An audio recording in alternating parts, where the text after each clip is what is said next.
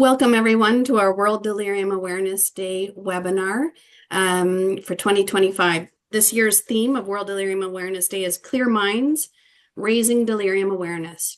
My name is Allison J. Aware, and I'm one of the psychogeriatric resource consultants, and it gives me great pleasure to introduce our speakers for today. I am, however, going to start with a land acknowledgement. We're gathering on traditional lands sacred to many Indigenous nations. I'd like to acknowledge the traditional territory of the Anishinaabe, which includes the Odawa, Ojibwe, and Potawatomi nations, collectively known as the Three Fires Confederacy, the Haudenosaunee and Wendat nations, and the presence of other First Nations, Métis, and Inuit residing in Simcoe Muskoka. Most of us have come here as settlers, immigrants, or newcomers in this generation or generations past. We're all treaty people. As such, we commit to collaborating based on the foundational assumption that Indigenous peoples have the power, strength, and competency to develop culturally specific strategies for their communities. We're dedicated to honoring Indigenous self-determination, history, and culture, and are committed to moving forward in the spirit of reconciliation and respect with all First Nations, Métis, and Inuit. As I said, it gives me great pleasure to introduce today's speakers. Carrie Bennett, who is the Manager of Clinical Quality Acute and Hospital-Based Care with Ontario Health, and Sandra Easton-Bruno, Director of North Simcoe Muskoka Specialized Geriatric Services. Welcome. Okay. I am going to do my best to share my screen. And you know how that goes. Sometimes things don't always go the way you hope.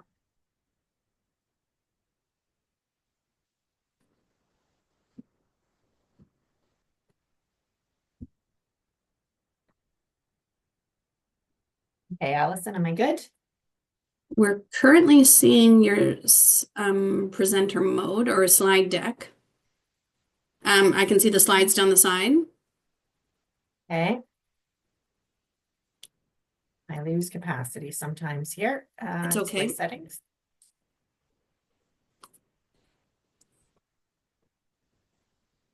Probably should have practiced before. Let's try this. Does that make a difference? No, if you want me to share a screen, if you want to stop sharing, I can share. Sure. And then just Allison. tell. No, you're doing just fine. Sorry, everybody. The joys of technology. Exactly. Thanks, Allison. So good morning, everybody. Wednesday, March the 12th, Happy World Delirium Awareness Day. As you know, NSM SGS has been working on this. We started just prior to the launch of COVID in 2020, or just as it was getting off the ground, and we got our first one going. And then we have tried to do some way, shape, or form of this every year. So in particular, I'd like to thank Carrie Bennett for joining us today. So Carrie leads the DASH Provincial Initiative, and she's going to share what's happening at a provincial level with us. So I'll ask for the next slide, Allison. Please and thank you. So we're going to look at delirium key facts. We're going to look at what's happening in the province, what's happening in North Simcoe Muskoka, and then land with some key messages at the end. Next slide, please. So delirium, very basics. We know we have some DSM-5 criteria on it. Ultimately, these individuals, we've seen it, issues with attention, awareness, usually that sudden or acute change in cognition over time that is different than their baseline. You can see fluctuations, and we know that it's one of those things that you can't explain by other things. It's not the dementia, there's no neurocognitive stuff happening, usual neurocognitive stuff happening. There's no other evidence of things that are going on. And we often, you often see it in particular in the hospitals, but you see it in the long-term care homes, in the communities, and it generally is tied to something underlying that is causing that brain environment to change. Next slide, please. So delirium is very common, in particular in the hospital settings, with overall occurrence rates ranging anywhere from 29 to 64%. You see it often, in particular in ICUs, post-op situations. Generally with older adults, it has been associated with increased mortality across settings, increased hospital stays, increased placement in long-term care after hospitalization. I always learned growing up that it tends to have about a 25% mortality tied to it.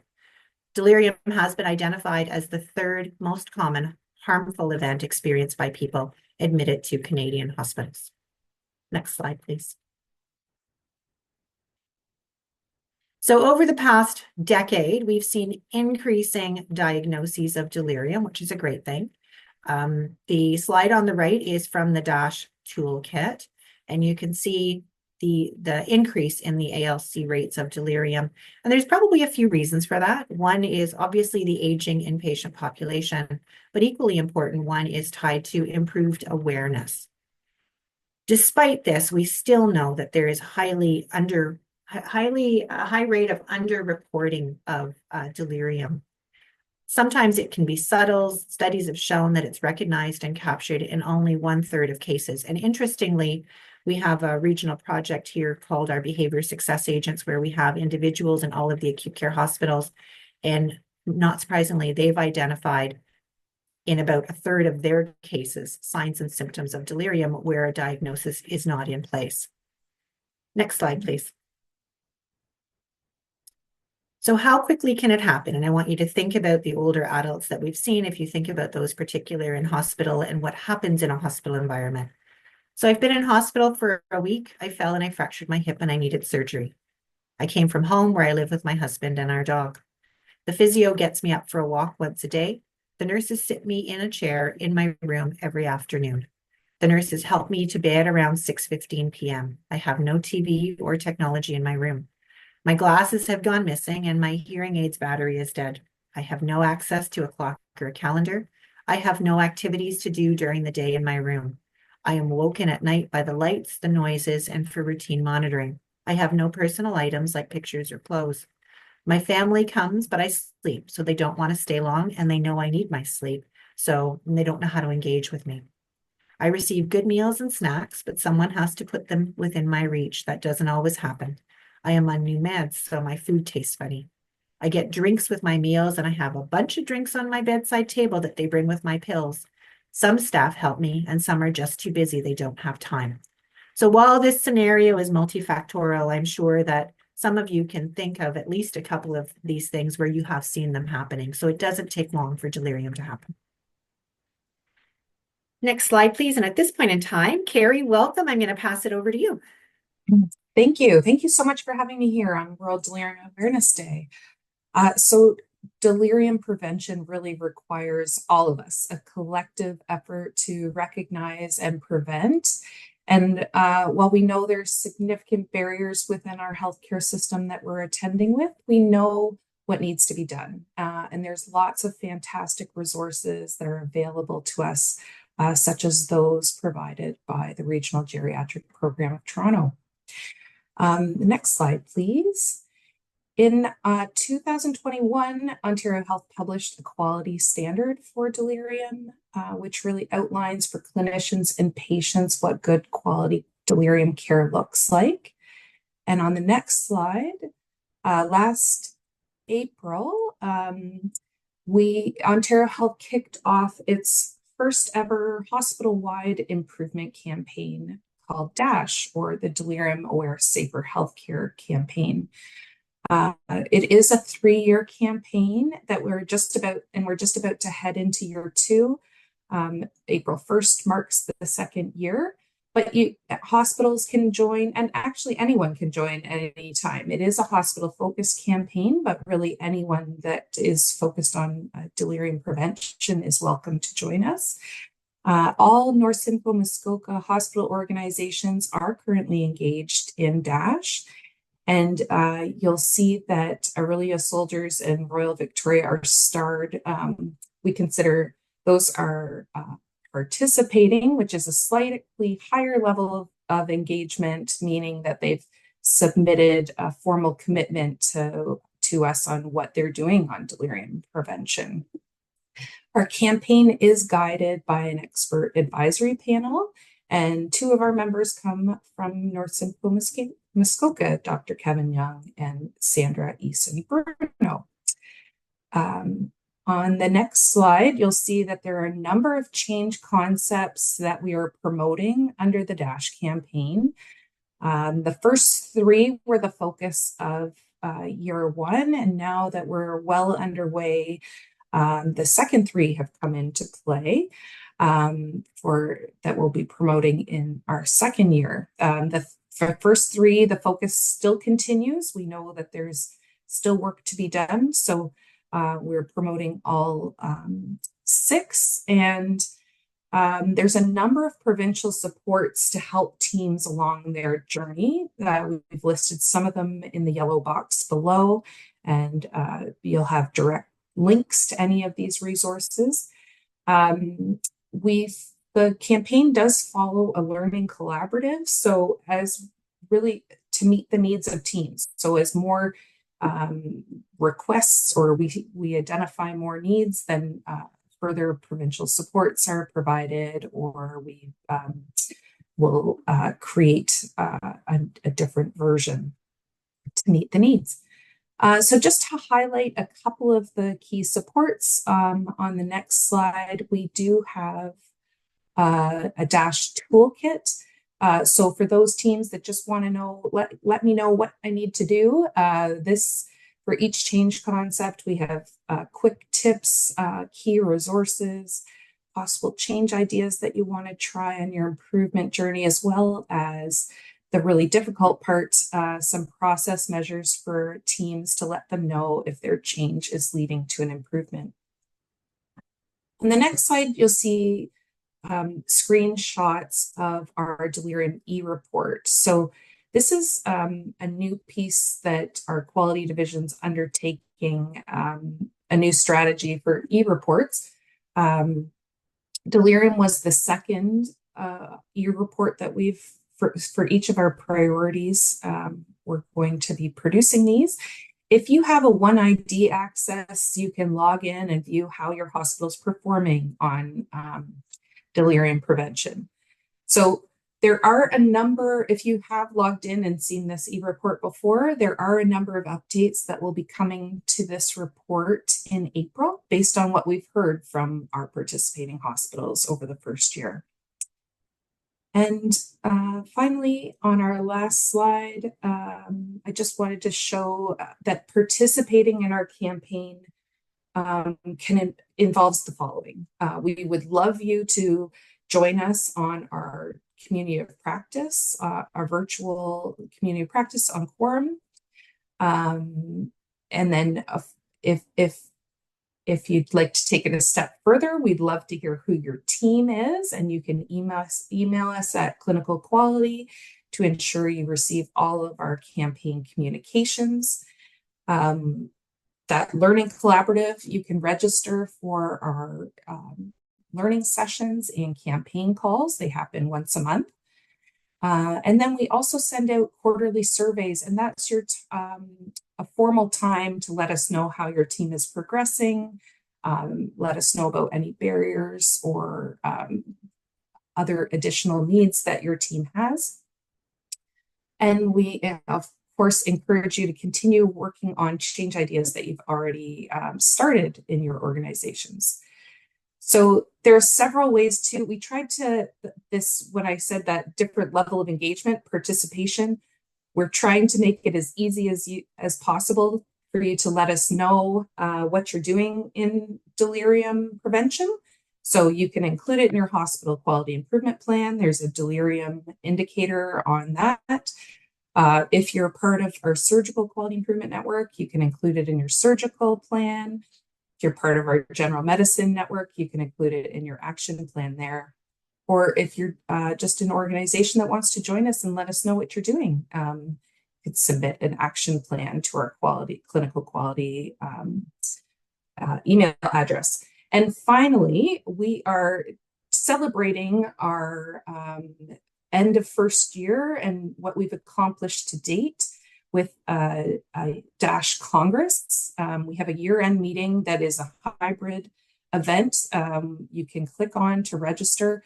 There's a virtual option. There's also an in-person option, and we'd love to see as many teams in person as possible. But of course, it is in Toronto, so no, it's not always the most convenient. But we'll be celebrating that on April 28th, and would love to whether you're formally part of DASH or not, come and hear about the work that's being done. Thank you. Thanks, Carrie, and thanks to Ontario Health. Between Carrie has been co-chairing the advisory committee along with Barb Liu from the RGP Toronto. So exceptional leaders really trying to move it forward at a provincial level. And it's lovely to see the first year was a little bit more targeted and focused on very specific things like sleep and medications. This year 2 has a lot more general stuff. And so I would encourage all of our region's hospitals, if you have not signed up, to consider doing that this year, because it's probably far more relevant this year to the general work that we're doing to try and address delirium, and then building in the sleep and the medication component. So thanks, Carrie and Barb as well, for all of the support over the last year. So in terms of North Simcoe Muskoka, this is not new to us. We have been doing senior friendly care in this region since 2010. If I think back, with some very specific areas of focus on functional decline and delirium. We had, for many of you that have been in the region for a while, you'll recall that we used to send reports on a regular basis to our hospital CEOs. We had all of our hospitals engaged. All of the hospitals used to complete the senior friendly survey on a biennial basis. So this is not new. There were projects already underway in this region. Next slide, please, Allison.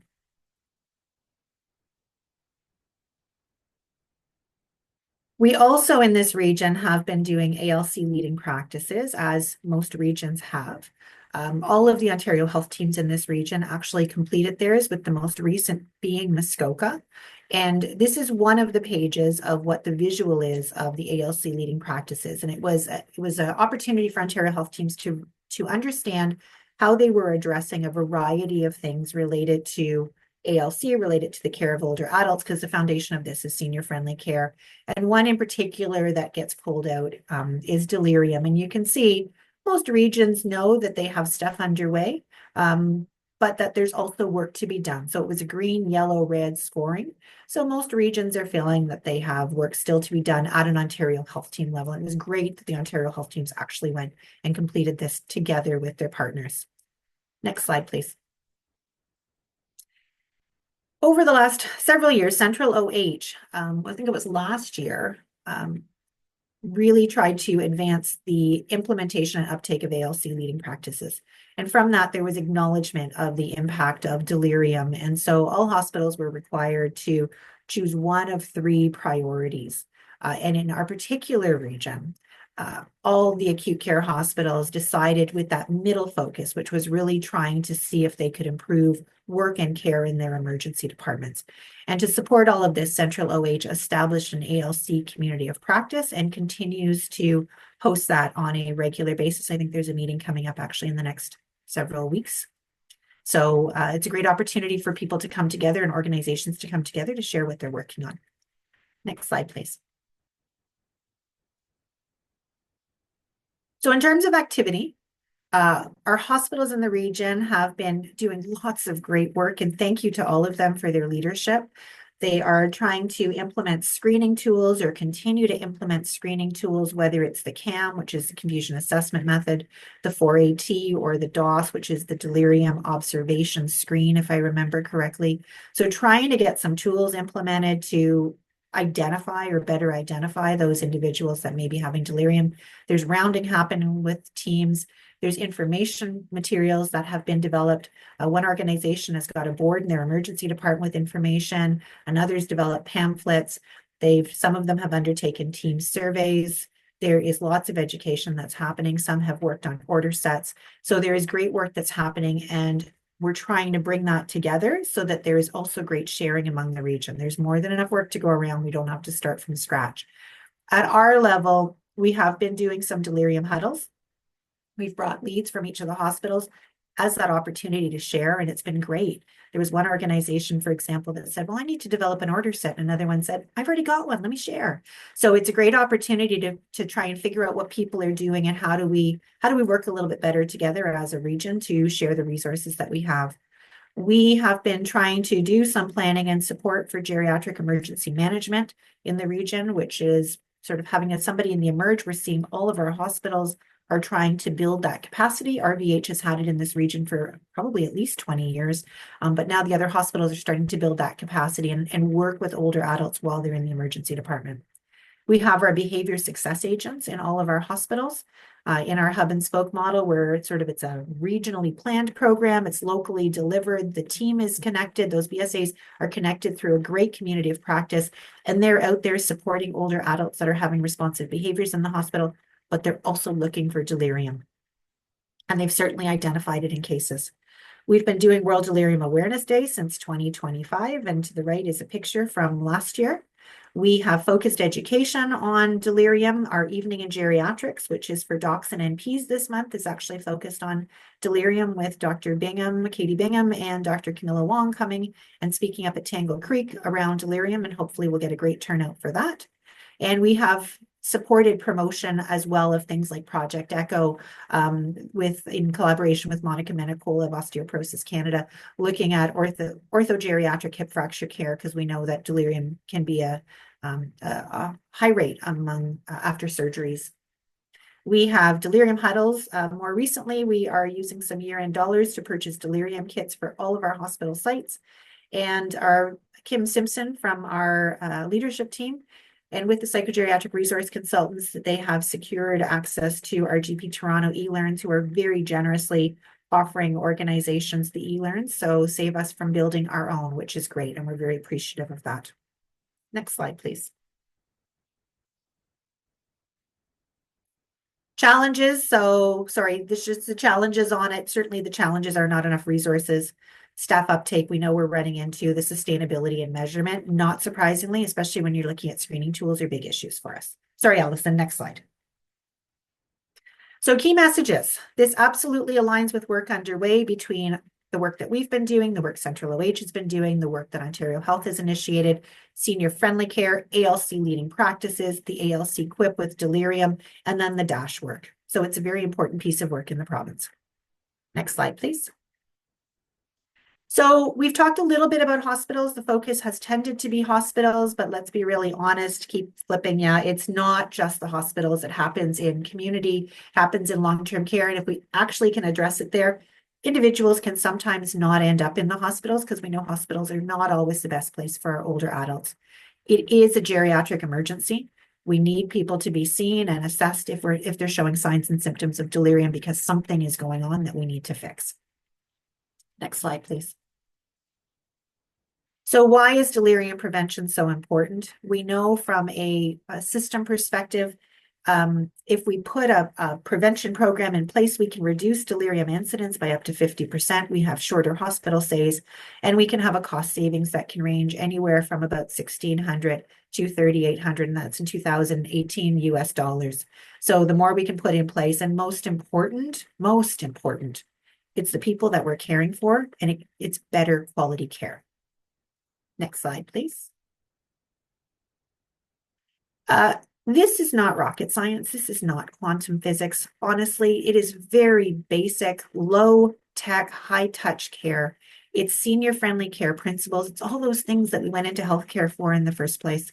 It's providing the proper care for older adults. It's keeping them cognitively stimulated, moving, looking at sleep environments, eating, drinking, seeing, hearing, all of those basic things that keep them oriented to their environment. It's knowing your patients, so when you can pick up those subtleties, it's having conversations with families to understand if there's been an actual change. And it's knowing the signs and symptoms and acting when they're identified. And I think this is the last slide, Allison. So this is really small. If you want a copy of this deck, it will be there. We use this in a recent presentation with our chief nurse execs in the region. And it really just starts asking the questions. Who's monitoring it? How are you monitoring it? Do you have policies and procedures in place? What kind of education is happening in your organization?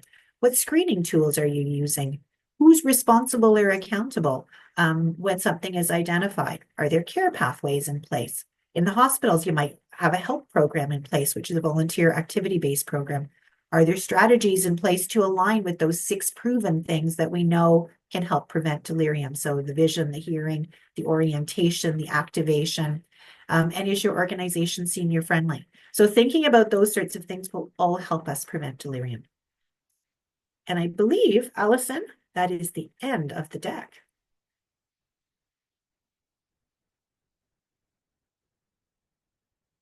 And so, Allison, I'll turn it back to you to navigate us through the last few minutes.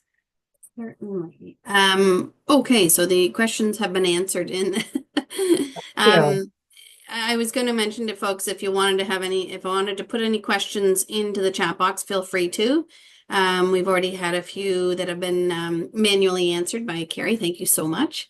My understanding is we are able to share the slide deck. This is also being recorded for folks to view on the NSMSGS website again. So any other questions?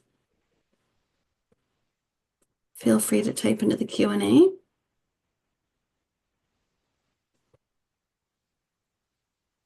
Seeing any, I know sometimes it's tricky to type quickly enough. While we're waiting for that, Allison, I'd just like to once again thank Carrie for joining us today. Very much appreciated to have the provincial lens. And thank you very much, Allison, for your leadership and coordination. Thank you, Sandra. And thank you as well, Carrie. Very nice to meet you. And yes, if anybody would like the slide deck, if you want to reach out to myself or one of the other psychogeriatric resource consultants, we would be very happy to provide that for you. And I think that's all I've got. So enjoy World Delirium Awareness Day, and I hope that there's a possibility for you to put a plug in for Delirium. Sandra and Carrie were already talking about their t-shirts and how people are asking. So wear those t-shirts and yeah, let's just make this a priority. So thanks everyone. Have a great day. Thank you.